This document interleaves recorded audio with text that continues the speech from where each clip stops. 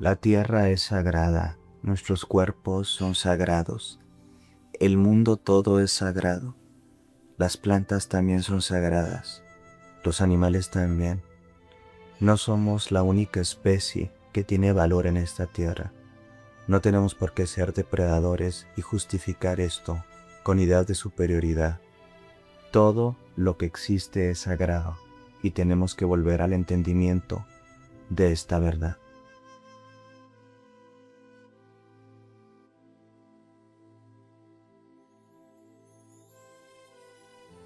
Todo lo que está vivo tiene conciencia y esta conciencia ha sido concebida de formas diferentes a lo largo de la historia. Cuando hablamos de las plantas o el espíritu de las plantas, estamos hablando precisamente de toda una visión animista o primordial en donde se concebía al reino vegetal como un reino consciente con una serie de atributos que se les daba pues una sacralidad y una reverencia. Actualmente las visiones mecanicistas o cientificistas tratan de reducir a los otros reinos de la vida a un conjunto de elementos que constituyen ecosistemas pero que carecen de una conciencia en sí misma. Entonces en esta soberbia que tiene que ver con la idea de sentirnos separados de los entornos y por lo tanto también superiores en muchos sentidos, utilizamos, explotamos, destruimos y depredamos nuestros entornos. El reino vegetal en sí mismo representa todo un reino hermano de la vida, en donde las plantas tienen conciencia, ¿sí? En donde las plantas se les ha dado atribuciones espirituales, y así en varias tradiciones, tanto que podríamos llamar chamánicas alrededor del mundo, y de los pueblos originarios o nativistas, encontramos la reverencia hacia las plantas como una forma de conectarse, ¿sí?, con las mismas y no de usarlas y explotarlas. Entonces las plantas pueden ser plantas medicina, plantas maestras, plantas de poder y una serie de divisiones según el contexto cultural y también según la época. Pero aquí lo importante es empezar a retomar de nuevo estas visiones animistas, porque estas visiones animistas del reino vegetal nos permiten conectarnos de forma más consciente y ecosustentable, ¿sí?, con nuestros entornos y por lo tanto bajar los niveles de depredación y volver a restaurar un equilibrio y una interconexión con el todo. Eh, en algunas tradiciones las plantas representan también todo un mundo mágico en donde la planta se transforma en un puente o en un ayudante, ¿sí?, aliados verdes. ¿Sí? El término de aliados verdes se utiliza en algunas tradiciones basadas en la tierra o tradiciones de la tierra, en donde el aliado verde se transforma en eso, en un aliado, en alguien que nos ayuda en nuestro proceso. ¿Y cuáles son estos procesos en donde nos ayuda? Bueno, los aliados verdes o el espíritu de las plantas, la conciencia que subyace en el aspecto material de la planta, pues en su conciencia te ayuda o a curar un desorden corporal o un desorden que podríamos llamar mental o desórdenes profundos o espirituales. Entonces, estos aliados verdes han tenido una serie de procesos de significación, simbolización e iconografías que nos llegan de formas a veces tan simpáticas y tan lindas, tan folcloristas, como el reino elemental de los vegetales, en donde vemos a los elms, o así, vemos a los elementales del reino vegetal como las hadas o algún tipo de duendes, ¿sí?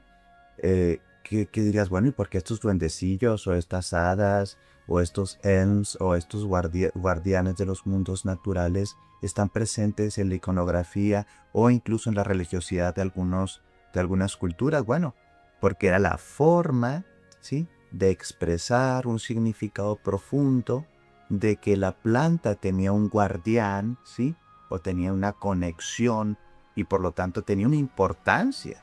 Y al darle identidad, ¿sí?, se le daba también importancia, cosa que actualmente hacemos justo lo contrario. La primera forma de depredar, destruir o aniquilar sí, a cualquier ser vivo, sea de nuestra especie o del otro, es quitándole el respeto, la dignidad y el valor. Entonces, podemos caer en este especicismo, ¿sí? El especicismo, que es decir que nuestra especie es la superior y que las demás tienen que estar supeditadas y están, ¿sí? Para ser usadas y explotadas por nosotros. Entonces, en estas visiones, donde los duendes, donde las hadas, donde los elementales del mundo vegetal y donde los aliados verdes están presentes, ¿sí? Eran evidentemente metáforas para abordar tú una realidad mística de conexión, de respeto, de vida, de honra, ¿sí? Al reino vegetal. Si el reino vegetal se destruye, o como está pasando en nuestra época, o que cada día se extinguen cientos de especies, tanto de plantas, pues, autóctonas de nuestro país como en otros países, el destino de la Tierra es la extinción. Los ecosistemas no pueden existir sin todo el proceso verde, ¿sí? O todo el follaje o la piel de la tierra. Volver a reconectarnos con el sentido profundo de los aliados verdes, del espíritu de las plantas, de la conciencia, del valor no especicista, es decir, no creer que somos más importantes que otros hermanos y hermanas del reino de la naturaleza, es muy importante. También en algunas visiones, ahora recuerdo, aparte de los aliados verdes, habían esta visión que todavía se utiliza mucho en arbolaria tradicional y nativista, en donde existe algo que se llama la teoría de las firmas. Y la teoría de las firmas básicamente aborda, un poco más compleja, pero a grosso modo aborda la idea de que en el reino vegetal, ¿sí? Principalmente, evidentemente en todos los demás reinos también, pero en el vegetal específicamente, la gran fuerza creadora, la gran inteligencia, la conciencia cósmica, Dios, diosa o como le quieras llamar, gran espíritu de la vida, dejó de forma muy explícita la significación y firmó en cada planta, por así decirlo, con su forma, con sus características, las funciones que nos pueden ofrecer, ¿sí? Y que por lo tanto tenemos que respetar.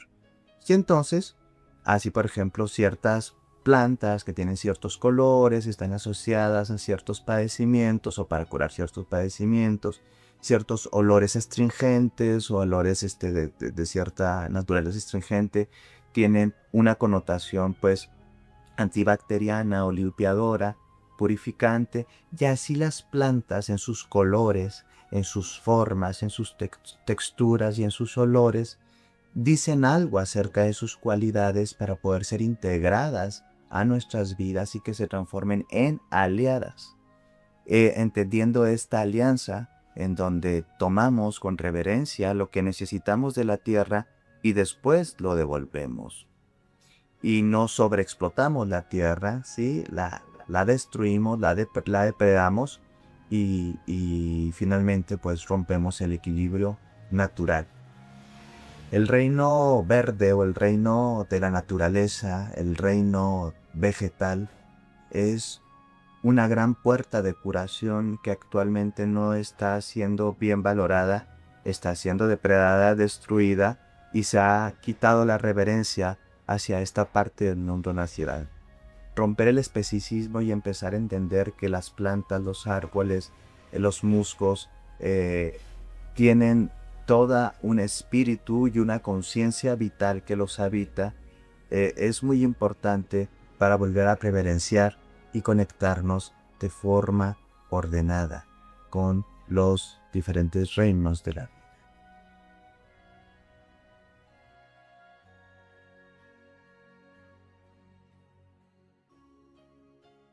La flor es el símbolo del amor, la vegetación, la selva y los bosques vírgenes en la mayor parte de las culturas universales. Desde la antigüedad y en las más variadas cosmovisiones, las flores ocupan un sitio especial en el corazón y en la vida de las personas. A veces se les considera como formas primitivas de los dioses. Las plantas brotan del cuerpo de una deidad y a la vez se encuentran en estrecha unión con las diosas madres de múltiples mitologías y religiones. El botón de una flor es símbolo de una nueva vida, de algo nuevo, de algo que está en potencia. Representan una imagen del amor y de la mujer, de lo femenino, de la abundancia. Un poema anónimo escribió que la flor es una hoja enloquecida de amor. En China y Japón se le llama dar flor a la floración de los cerezos, que son sus especies sagradas y emblemas nacionales, cuyos delicados brotes simbolizan la primavera, la feminidad y la juventud. La flor de loto representa la perfección, lo luminoso y la pureza. Su largo tallo es el cordón umbilical que une al hombre a su origen, mientras que su perfecta flor representa la iluminación y la pureza a la que aspira el alma humana. El loto de muchos pétalos representa el sol que emerge del océano cósmico, y el sol y el agua son vitales para su crecimiento. Es el símbolo del nacimiento divino, ya que el dios Brahma emerge del ombligo de Vishnu.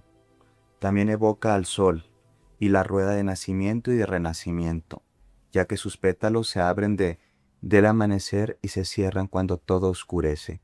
A veces el Buda se representa como la joya en la flor, sentado sobre un trono de loto.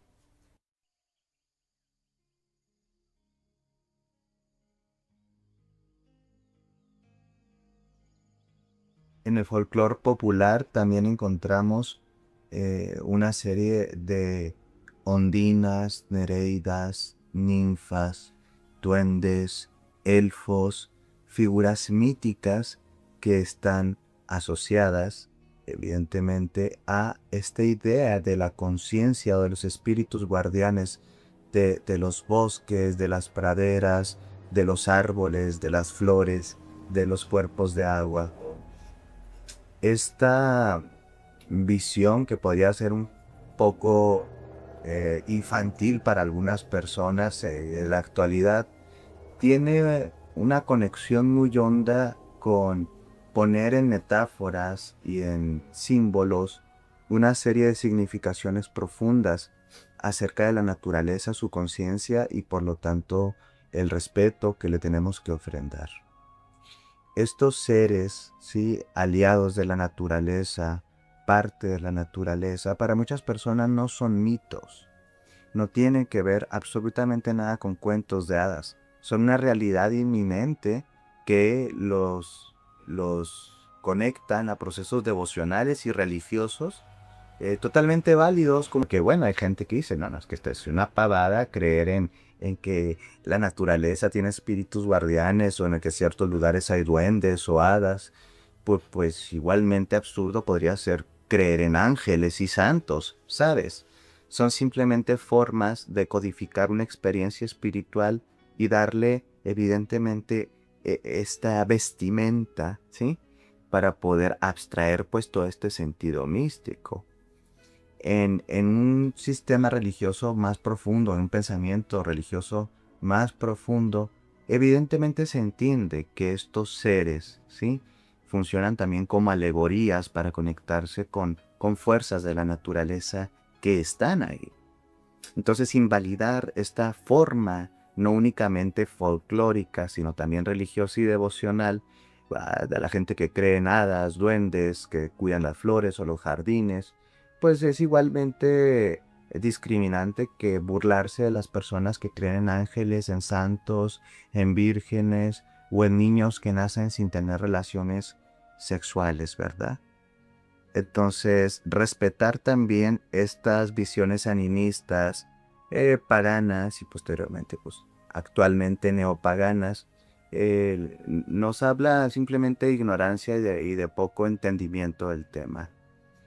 Es incongruente, por otro lado, devocionar, ¿sí?, a esta serie de seres de la naturaleza, honrarlos, respetarlos y tener una desconexión profunda con los entornos y con el ecosistema. Y utilizar, por ejemplo, rituales para invocar hadas u otros elementales y de pronto pues ser totalmente depredante con el entorno, con la tierra toda y pues quedarnos únicamente en la ritualística y no entender que esa ritualística pues nos busca conectar de forma respetuosa con nuestros entornos Imagínate tú haciéndote toda una danza y todo un proceso de devoción al mundo elemental de la naturaleza y siendo profundamente pedante y te llevas un montón de cosas desechables y los dejas en medio de la voz del bosque después del ritual y entonces es muy poco congruente con lo que realmente estás tratando de conectar.